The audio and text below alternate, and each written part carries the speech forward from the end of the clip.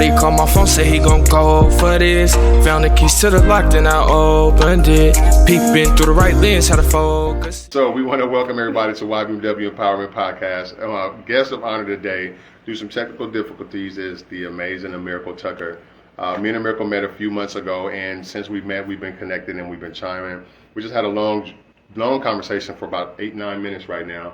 That was very impactful, and hopefully we can tie it back in. And so one of the things that I'm going to do is, once, if you don't mind, me asking Amyrical to introduce herself to you guys and let you know who she is and where she's from, and then we can just revamp the conversation if you don't mind.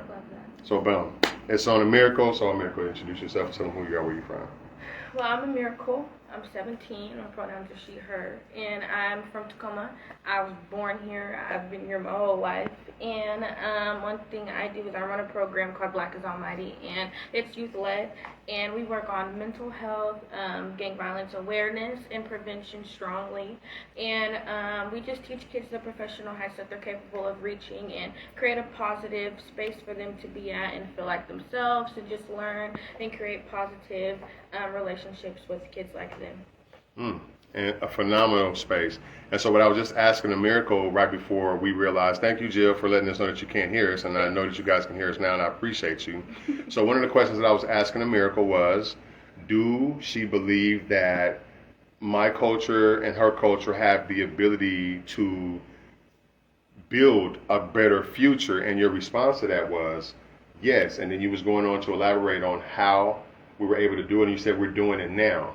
And so could you share with people on what do you mean by we're doing it now versus being able to work on doing something? What is the things that's happening right now to say that it's a clear moment? Which is, for example, like we said in the last live, me and you have only been working with each other for like 6 or 7 months, and we've created so much together. We've done plenty of events to where we have kids that are waiting for our next one, and they're going to bring their friends, and they're going to bring their friends, and like, you know, like we've just built so much in this small period of time. It's like, so I know if like we would have more of these type of bonds everywhere, that we would be able to have so much more powerful, meaningful situations for the youth. And so with that, and I do agree, I do agree in the work that we are doing, because it's one thing to talk about being able to do things, and it's another thing to just get interactive and just start making things happen. And actually do for it. Sure, straight up. And so we were sharing about the disconnection, with how some adults find it's normal for adults to talk down to young people, and then for young people to feel unappreciated and not accepted, and so they don't want to hear anything that we have to say as adults. And so the question was, what are some of the solutions to building a bridge versus keeping the divide? What would you say was some of the solutions of making that happen? Like we said before in the last conversation, believe, because he believed in me and he seen my potential, and look what we've done already. I feel like people don't really think that youth are capable of doing the same things as them, but we're more than capable, and it's been shown by me and Malik and plenty other youth that we've seen and you work with, that it is capable. It just takes that belief, and it goes both ways as well, but it takes the adults to make the youth comfortable to want to believe in them, to want to like take those steps and do those things just how Threat did. Like it was definitely a working process before we got here, but we're here now and we're making the moves and doing the things. And then one of the things that I know for sure is that like empowerment, I validate you. That's why I said when we first started talking, you're not somebody that I'm working with. You're somebody that's helping build something, We're partners, you know what I'm saying? When we show up in a room, we show up together. You got an idea, you got a brand that you're bringing in here. I got an idea, I got a brand that I'm bringing up in here. And so whenever we occupy a space, this is not a token young person. This is a person I identify as you covering grounds that I highlight over. And so I'm going to ask you, your choice of approach, like, and when it comes to a role or your niche, your lane in the industry or community, you chose mental health.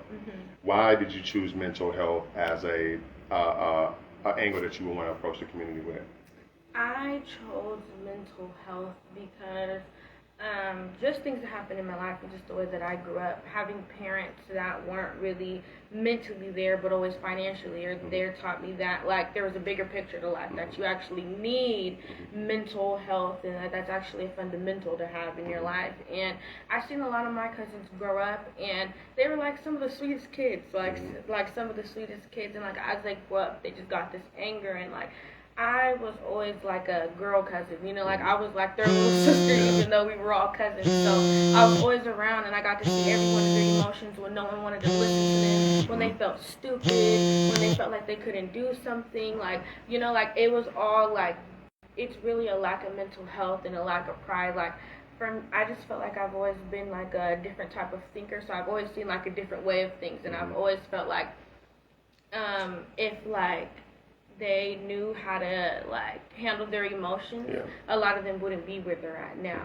And that's why I decided to take this approach, because I know there's thousands and thousands and thousands of kids that I can help reach before they end up where me or my cousins are at. You know? 100%. And so when you hear emotional trauma, what comes to mind? Like, what's your idea of trauma and emotions, the whole play on emotions in a harmful way? How do you feel the inabilities to harness a person's emotions? How do you feel like that perpetuates negative behavior? Like, for someone to not know how to handle their emotions? Because, like, for example, like, say if someone is going through, like, a really rough time in life, and, like, someone is, like, just did the littlest thing to make them so upset, or someone disrespected them. If they're not taught how to like receive disrespect with anger going on, they're gonna flip out and they're gonna crash out and do something that they didn't mean to do because they didn't process those emotions right. And that's not something that you just know. That's something that you're sat down and taught. When you're angry, you don't hit. When you're angry, you don't do that. You know. So I feel like it's really like learning that like mind over matter and how to control your mind. How to accept disrespect. I think that's a powerful phrase. And I've never heard it before. And, you know, I've heard people say, well, you can't just let people say anything and move you and control your energy, but to accept disrespect, I think it's a powerful approach, because it is true. A lot of people are going to disrespect you. A lot of people are going to be foul. A lot of people are going to say things. But for you to accept people saying whatever they feel like they want to say, it's almost one of those, as long as a person don't put their hands on me, then I can't be too offended by what a person is saying. You know, because sometimes if a person says something to me and I respond to it, then some kind of way I feel like it might be true. So I agree, you know, helping a young person regulate their emotions and embrace their feelings and things, it will go a long way. Do you believe that there's a difference between the way young boys come up in the community versus young women come up in the community? For sure. Like, I feel like my parents were a lot more delicate with me. Like, even though they weren't really, like, mentally there, they definitely treated me a lot differently than they treated my brothers. Like, growing up, whenever, like, my cousins or my brothers would cry, they'd get soft in the chest and be like, take it like a man, something, no wussy. Like, I really don't remember, but I do remember. And that taught that taught toxic masculinity. But me, when I was crying, you know, my dad was like, oh, girlfriend, what's wrong? He's singing me songs, trying to make me happier. So it's just two different things. Men are breeded into thinking that they have to be strong, and like they just, like, I feel like a lot of people in our culture are grown up to think that like men are supposed to be something that they're really not supposed to be. In my opinion, I feel like a man is being able to stand your ground and be able to feel your emotions and not feeling any shame, because that's being strong, because that's you're being yourself, you know. But that's not what they're really taught growing up. And I agree, because I used to treat my nephews and, you know, growing up the same way. I remember my nephew had, I don't know if you remember these things called Bowflexes. It's a workout machine, and it had the resistant bars, and one resistant bar had like 190 pounds of resistance. And so he pulled it off one day, and it flung up and hit him in the eye socket. And he grabbed his eye, and he was like 8, grabbed his eye, and he walked in the room, and I said, are you all right? He was like, yeah, it takes more than that to hurt me, Unc. And I'm looking at him, I was like, if that would have hit me in my eye, I don't know how I would have responded. But his response was based off of what he thought I would say if he started crying. And if he would have started crying, I would, at that time, not knowing the difference on if it hurts, then embrace it, that it hurts. You know, don't hide it. You gotta feel that. You know what I'm saying? You gotta feel it. And once you feel it, now we can talk about overcoming the sensation of the pain. But first and foremost, is feel it. What benefit do you come from? What do you think that people benefit from feeling their hurt or their pain? I feel like you actually get to process it. Like, feeling things and processing things are so important, because a person will go through something and like will start distracting themselves with drugs and alcohol and things like that. But you get a more positive result when you actually go through things, feel them, and think. When you Like, your mind could be your biggest enemy or your best friend if you let it be. So when you're just sitting down to yourself and really thinking through things before you're making these impulsive decisions, you'll have great results. 100%. So feeling it, processing it, allowing yourself to know that this happened, and it's one of the things I tell a lot of people I work with. Acceptance is one of the most crucialest things for a person to overcome any type of trauma or tragedy. It's the denial that people have. The why it had to happen to me. It's like, I understand why it had to happen to you, but the moment that you can accept that it literally happened to you. For you. To make you, you know, then, like, that's what's going to start. I feel like that's what helps the healing journey. Like, when you figure out why it happened, then everything else is going to come like that. You know, because, like, it's going to teach you something, everything that you go through. So when you learn what it's teaching you, you're going to follow that, you know? 100%. And these are things that a lot of adults say that they know, and I encourage a lot of adults to be a little more serious about your interactions with that generation that comes after you, because your era is more important than my current era, because as we age out, you guys is aging in. So I want to stay connected. I want to stay connected into a future that's unfolding into something different that I'm not prepared for. I'm not prepared for what's happening right now, but your culture is so ingrained into it because a lot of your people was born into this new technology, digital, you know, virtual, you know, accessible. You know, we outside doing backflips and stuff and riding bikes and getting dirty and playing around. You know, your era is a little more, it's almost like it's not as much sociability unless you create it. You know, do you feel that the way society and social media is portraying things, do you believe that have a large impact, or is it just, or it's just TV? Because most people are like, you can't blame television or this and that or music on kids' behavior. Do you feel like there's a way that you can incorporate that into the behavior patterns of young people? Yes, I feel like, you know how, like, your parents don't let you watch certain stuff when you're younger? I feel like there's a reason for that, and I feel like there's a reason why your parents should let you listen to certain music when you're younger, because all that kind of stuff feeds your mind. So it does not matter, like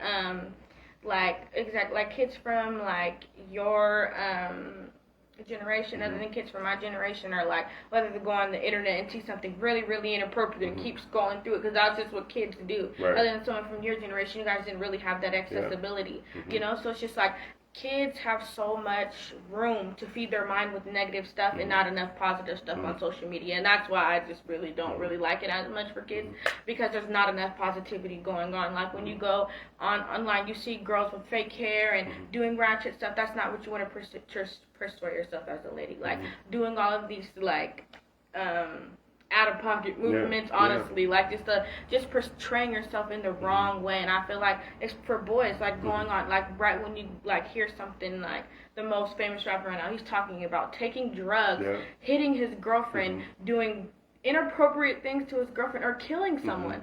Those are all things that are feeding your mind, and is going to come regular if you let it become regular, you know? And then the people that have the most control over it is the adults, you know? And so what's your take on that? To the adults, like, being able to speak to these adults, they regulate social media. They allow things that, we come from a place of censored. Our stuff was censored, you know, bleeping out every music song that was on the radio station. We didn't have any of that. So for adults to allow this to flow through, what would be the benefit of that? Or what would you feel like they would even allow that to happen for? Like, are you asking me, like, why do I feel like they're allowing, or what they should do? Like, well, okay, even better. What should they do?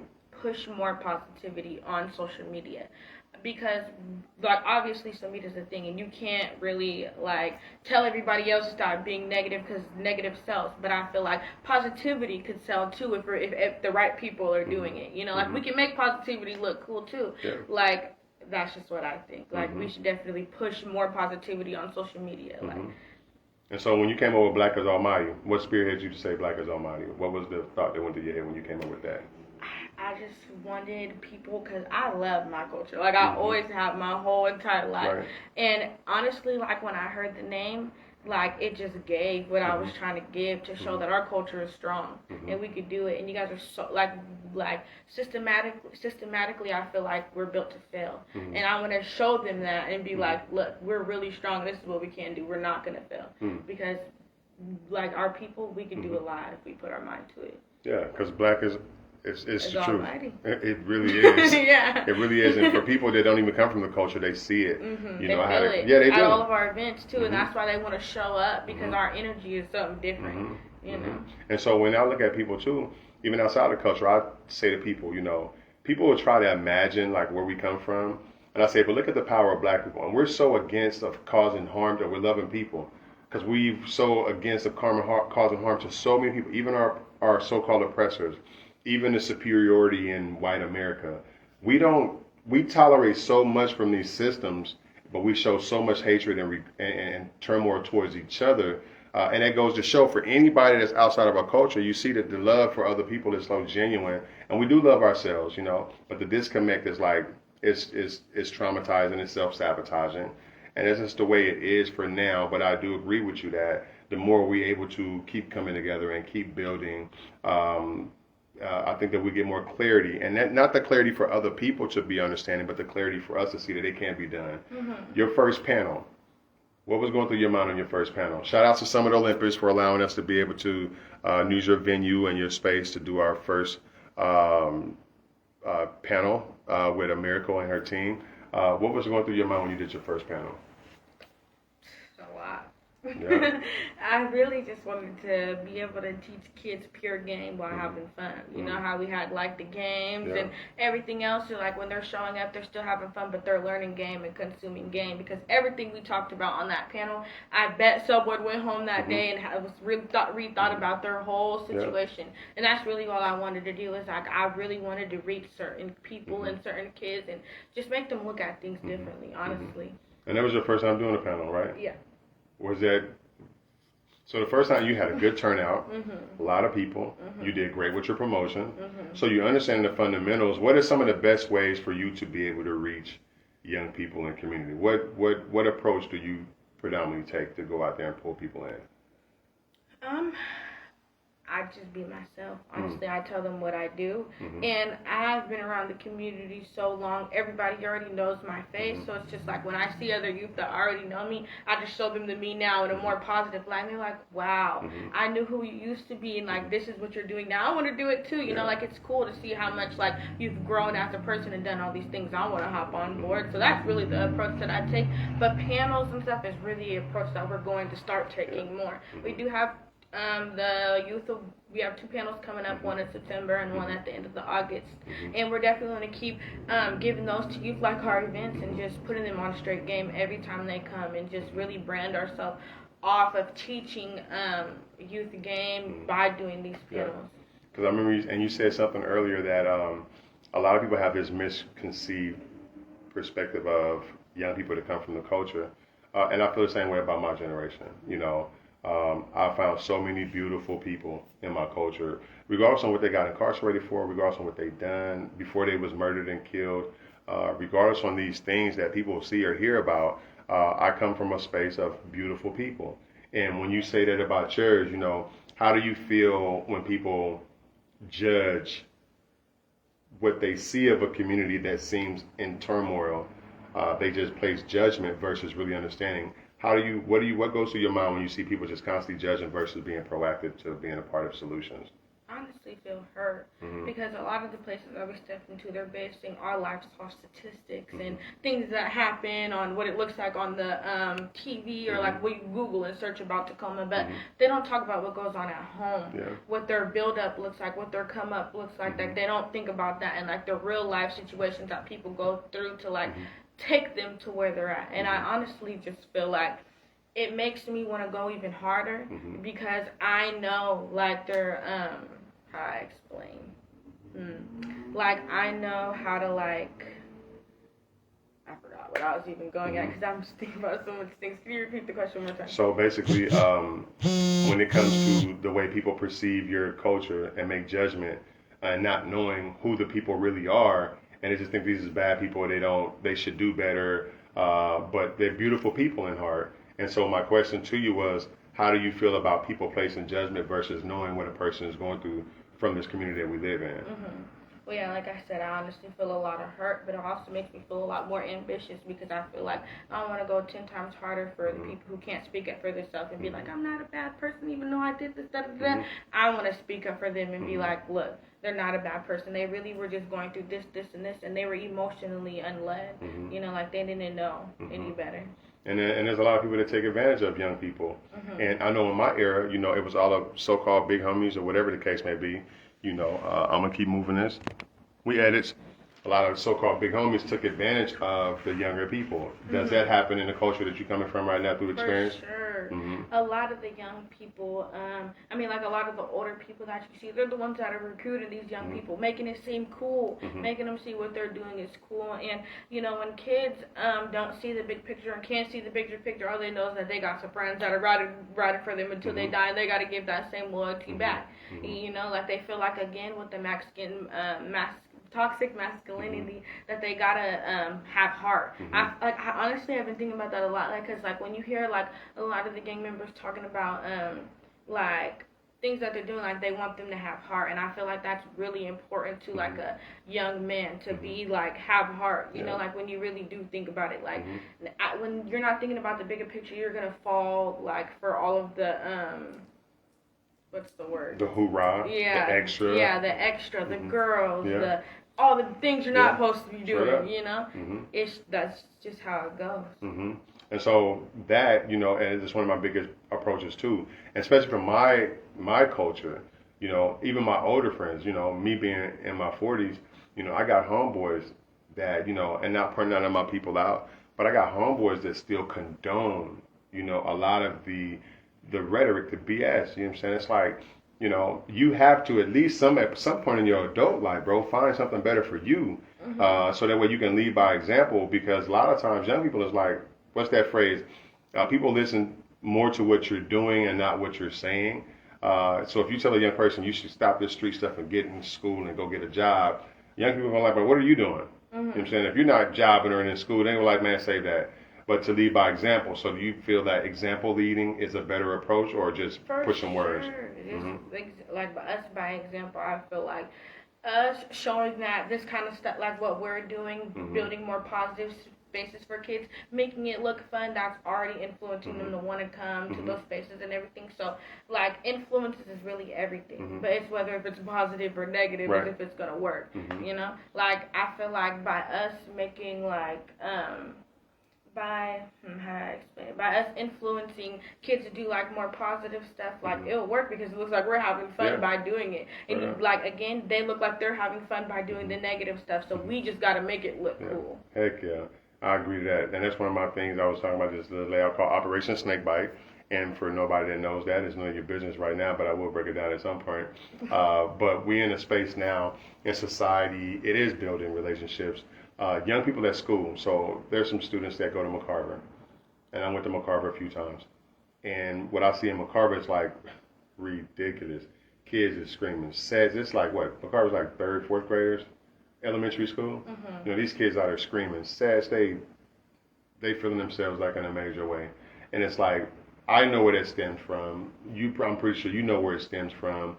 But for people and teachers that don't know how to relate, what would be some advice to the teachers that try to figure, or even a person that want to build with young people that are so-called responsible for our young people in those environments? What would you say to a person that don't come from it but want to work with it and do what they can? Would you have any feedback for them? Yeah, I definitely feel like there's boundaries. Like, I feel like there's certain stuff you can and you can't do. Like, I feel like you won't be able to reach them how you really want to unless you can relate to them and give them a story to feel comfortable to, like, tell them yours. But you can be a safe space for them. And I feel like that's just how people can help, by helping, like, build more positive spaces for kids to come in and be themselves and really highlight the real life issues that go on, not by statistics or anything. That's definitely something. Man, so real life. Stop following statistics, build a safe space, and allow young people to come into your space and be themselves. And a lot of the times you might not understand themselves, so associate yourself with somebody that's a little more inclined to understanding the culture, you know, because I've realized that in society, in the space that we're in right now, even in the black community, you know, as a black male, there's so many black men that don't want to collaborate with me because my primary focus is to empower your generation. You know, I feel that if people are being compensated for X, Y, and Z in the community, you spending thousands of dollars for keynote speakers to go to Lincoln High School or Stadium or any high school or middle school for that matter, and these people that they hire is coming from out of state, I'm thinking like, what's more empowering than to find young people that come from the school or come from the community that are doing the great things and let that person come into school and be the guest speaker or be the keynote speaker. And that's a way more better influence than knowing, like, to have someone that they know that is around than having some stranger come tell them a whole bunch of stuff and it sounds like agging. Yeah. But if you have someone who has lived experience, you're already, like you, if you go into like a space like McCarvey, you're already going to know how to connect with the kids because you've Loki kind of already had the same kind of upbringing. So your energy is going to be different than someone else who doesn't have the same experience and not knowing how to really connect with kids. Same with youth that have the same upbringing as them. We're going to know how to connect with them on a whole different level other than somebody else. Or like what we say is going to be different and they're going to feel it on a whole different other level as well. Because I was going to say, you said energy. The energy. Do you think the energy plays an important part when trying to build connection? Sure. And how? Because kids, like, they're just kids, you know, they're going to want to go with someone with great energy, not someone who's talking like this or someone who's just boring, honestly. But when you come with that energy and, like, again, making things look fun and, like, you're fun and this is what we're doing, like, this is, you know, then I feel like you're going to get a lot more kids, like, more drawn into what you're doing. And then I feel like that's when we slip in the game too. So they're learning and having fun, you know, like it's like hiding medicine and candy or something, right? You know what I'm saying? Coat the candy, you know. Not nobody want to take the medicine or be restructured or, you know, change perspectives, but by creating an environment to make a person feel like, oh, this is lit or this is we turned up, but it's a message in it.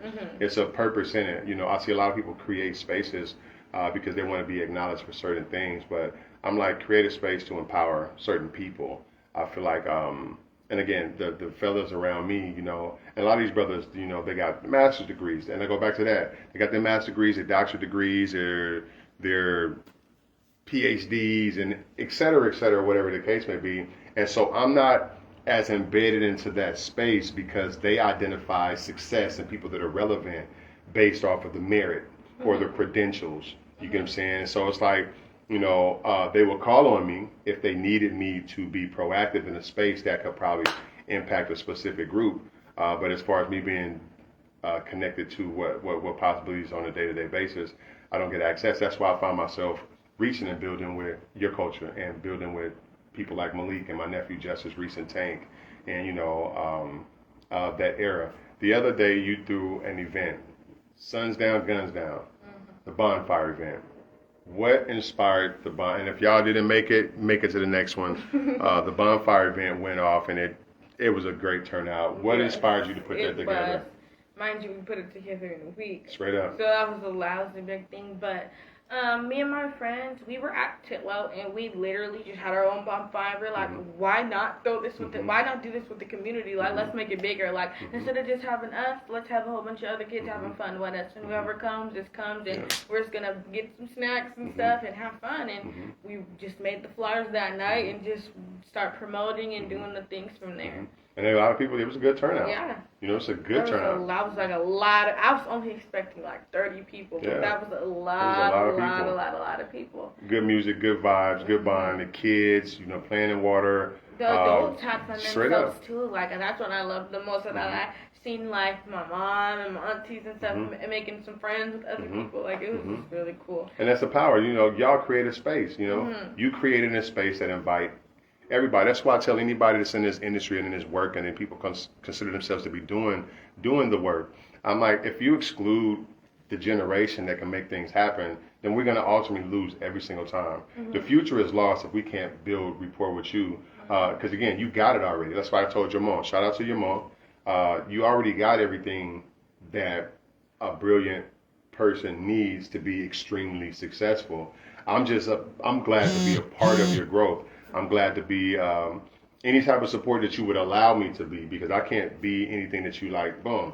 So if it wasn't appreciative on your part for what I am able to produce, then you would have never been associated. So I appreciate you for allowing me to be a part of your life and be a part of your growth and whatever you create in society.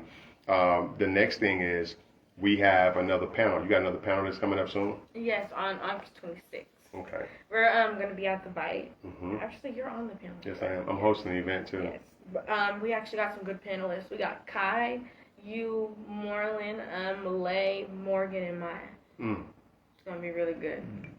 Hey, y'all want to attend, y'all want to show up, you want to be a part of it. Again, for those that don't know, I'm here with Amyrical, founder and owner and creator of the Black as Almighty organization that will be establishing itself here in the city of Tacoma. Right now, we're on program statuses. Right now, focusing a lot on mental health awareness, emotional intelligence, and these are just some of the directions that these are some of the directions that Amyrical decided to go. And the name in itself speaks volume, because you are a miracle to the community, and you are something that's been long overdue, and to see that you collaborate with business partners like Malik, that's been my guy since young. And I heard you also say something about you're attending TCC. Mm-hmm. So what's your studies in TCC? Psychology and communication. Yeah, I'm like super but I know I can do it. Right. Oh yeah, you can. And why you choose psychology and communication? Because when I went to Summit, I took like a little pre-psychology thing, and my auntie had these psychology books that she just left over, and I used to look in them like, oh my God, this is so interesting. And when I took that little pre-class, I love showing up every single day and learning something new. Like some of the lessons that I have built for Black as Almighty, I learned from going to that class. So imagine how much I'm going to be able to build my curriculum, build my mind in itself, being able to teach other people all at the same time by learning about my mind. It just sounds like all around a good idea. 100%. And then what you learn, you communicate out. Communication runs the nation is a slogan that people throw out there, and some people just put out there because it sounds catchy. But in truth, communication does build a nation, and it dismantles a nation when people do it incorrectly. So with those things being what it is, I know we're narrowing down time, and I don't want to consume all of your time. I don't know who's on here because I can't see from this distance. So if you're watching this video, if you've been watching it for the longest, please leave comments and information in the comment boxes. We'll respond to you guys when we get a chance. Again, today was our first time doing this, and Amyrical was the best pick, in the process of moving forward. And we're looking forward to doing this again. So if anybody got any questions that you would like to ask, please ask so now. Yes, Amyrical, that's all they're good at saying. So that's cool right there. I like that, and I like those phrases. And so, Amyrical, in closing, is there anything in particular that you would like to share with those that are tuned in and listening? That Brett is one of the best guys I've met. Honestly, I'm really glad that I've met him because I don't even know. He's just like literally so amazing. And if it wasn't for him, I wouldn't be able to make any of this happen. Honestly, like he opens the doors for me. He does all the things I need him to do without even asking, like at all, And I just really appreciate him for everything that he's done from the moment I've met him. In that one conversation, I told him I wanted to take it serious. He's took me serious ever since then, and I just really appreciate you and Morgan and Jill and Malik, because he's definitely a supporter of mine as well, and he's definitely my guy. I love hanging out with him. He's just full of energy, and I just appreciate my business partners to the fullest, for sure. No doubt. And I wasn't expecting that answer, but I respect that answer, and I appreciate it to the core. And again, for people to know, to the death of me, my mission is to empower, your culture, empower you and those that relate to your sensibility and your brilliance. One of my mentors back in the day said something powerful to me. His name was Gary Wyatt from Sure House. He was the pastor of Sure House Church. And I met Gary Wyatt the first time I met him. We was at the Urban League. And it was me, him, current mayor Victoria Wooders. And we was all sitting at the table. And people was going around introducing themselves at the table. And it was like, he was like, dang, Threat, man. He said, so you the Threat Brown, huh? I was like, I don't know what you mean by that. He was like, but you the one that I see in community with all of these young people around you. Because at any given moment in America, you could have called me when Malik was 15, 16, my 2-bedroom apartment, we had that joint full. This is not something the average man would do. They wouldn't open their houses up to young people. And we got 13 sleeping bags. My furniture's thrown outside because my nephew said, Uncle, you said make space. And so now I got a living room full of young people, and we just figuring out what we could do. Was it the appropriate way to go about doing it? I'm not going to say it was, and I'm not going to say it wasn't. However, I've learned that would I do something like that again? In the right setting, I would. But to utilize my own personal space, it'd be hard for me to do it because I've seen so much backlash that came from the inability to support. But the point that I'm making is that Gary Wyatt told Victoria Wooders, Mayor Victoria Wooders, he said, one of the things that we have to not be afraid of is losing our positions to people like Threat. You know, if Threat is the one that's out here with these direct relationships with young people and we can see it, we can't continue to keep calling on Threat to fill in and help build something. We have to relinquish some of our positions and our power to allow him to be able to do these things. And when he said that to me, that's how I feel about you guys. I got to be willing to lose my job, my role, and my everything to put y'all into a position. That's how I keep myself incorporated into the things. Because as you get older and as you guys grow in your power, which you have to and you will grow in your power, you know, me being the person in the background, I know I have to be the best cheerleader. If I want to be connected to you guys for the long distance, I have to be your loudest cheerleader. I'm gonna yell and scream as loud as anybody that you probably know outside of your parents and your mom, because Ma Duke's gonna put in some work.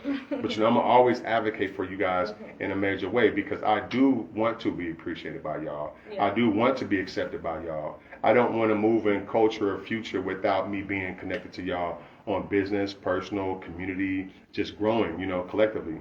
I learned so much from you. You mentor me, you know what I'm saying, in the spaces of what I need to, like, accept and disrespect. You get what I'm saying? It's like, I have to understand it. I knew it was a phrase, but me accepting it, it helps me get further in life. And so by you being my business partner, it says a lot. It makes me feel appreciated. I feel honored. And I encourage anybody that want to build a strong relationship with community, tap in with Amyrical, follow her social media page, Black is Almighty, her TikTok, Black is Almighty, Facebook, Black is Almighty. Yeah. And know that Black is Almighty is a household name now, currently moving and developing the community. If you need a panelist, reach out to Amyrical Tucker on social media. Reach out to Black is Almighty on social media.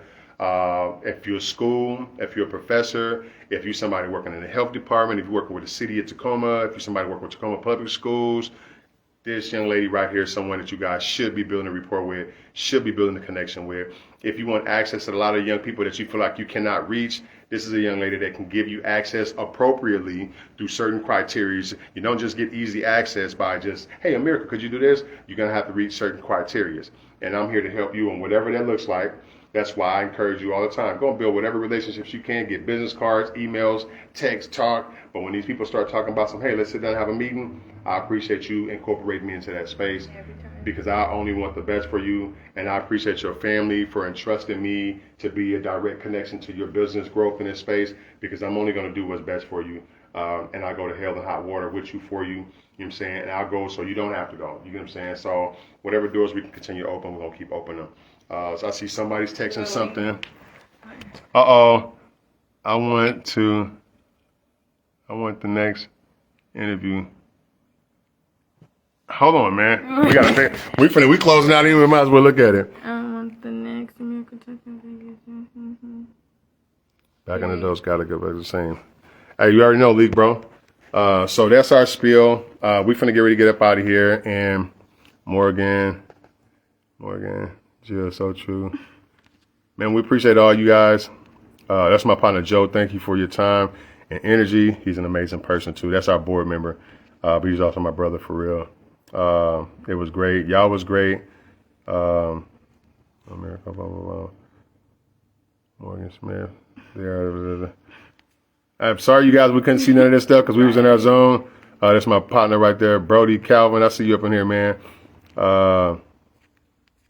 Yeah, man, we're going to just keep growing and we're going to keep learning. You guys share this, put the information out there, put the word out there. Shout out to TG Dub. Shout out to Brand New. Shout out to New You. Shout out to Uso Joe, my guy. You know what I'm saying? Shout out to Calvin. I love you guys to the max, man. This is my business partner. We moving and making things happen.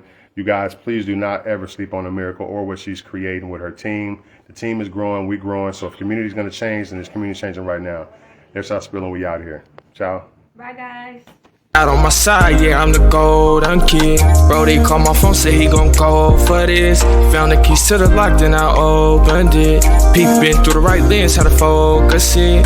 Got on my side, yeah, I'm the golden kid. Boss closing in, I'm stressing on the daily. I want the